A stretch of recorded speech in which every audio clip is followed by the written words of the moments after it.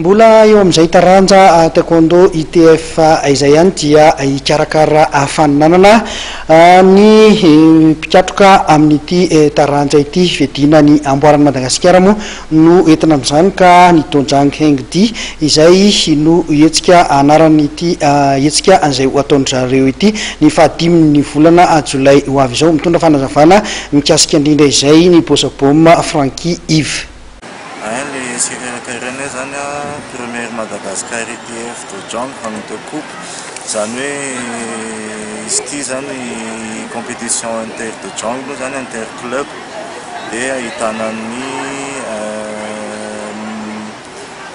olona maromaro mitondra ny tepanamainty izay nanaraka amin'ny formation en arbitrage ao anatin'ny fiaraha-miasa miaraka amin'ny MITF moa zany zay dia ny stage na arbitrage nitaretin'ny Sabony Maintso zay ametraka ny tena hoe fomba fitsarana marina ao anatin'ny taekwondo ITF ary koa ametrahana sy ampisehoana ny tena taekwondo ITF tena izy ao anatiny ihany koa nefa ny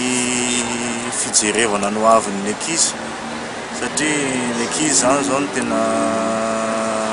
mahana nofinofy amin'izao zany dia tsy maintsy ho atao izay hatateraka an'izay fa tsy ho diso fanantenana ohatrany hatramin'izay. Aiza nanaovana an'ilay izy dia izy aby nandray anjara? Zany hoe fandraisana anjara zany misokatra ho an'ny Tonjang rehetrarehetra izay vonona dia ny 5 juillet izy no atao andro alahady atao amin'ny gymnase Mahamasina. Fahitanao ny taekwondo ITF amin'ny ankapobeny amin'izao fotoana izao? Amin'izay aloha ngamba ny saritsaritra ny teny momba an'izay fa ny fanatsarana ihany ny azo tenenina efa misy ihany ny olona miezaka manatsara. Azo ampahafantarina kely hoe mahakasika ny ole club anareo? Momba ny club anay io moa zany tamin'ny 11 novembre 2014 izy no nisokatra dia tao amin'ny lycée Rafirina Faravohatra no nisy nanome toerana gratuitement anay lancé anazy dia nisy ny fiaraha-miasa tamin'ny namana maromaro ohatra ny académie taekwondo ITF any Chine sy ny MITF